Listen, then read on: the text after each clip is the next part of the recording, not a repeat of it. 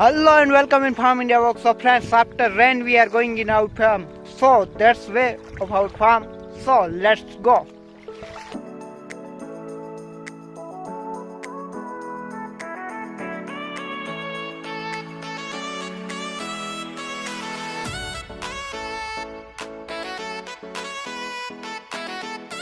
So our full farm is filled with water.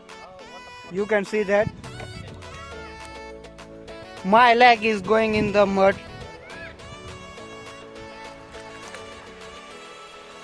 I cannot easily walking in this farm.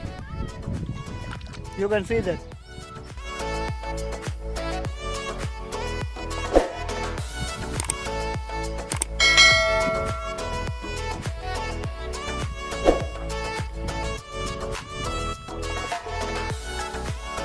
I want to capture yesterday's raining, but my phone can't allow this. So we today seen after raining view. Yesterday before raining we plant some trees here. So let's see. It's the Indian berry plants and it is lemon plants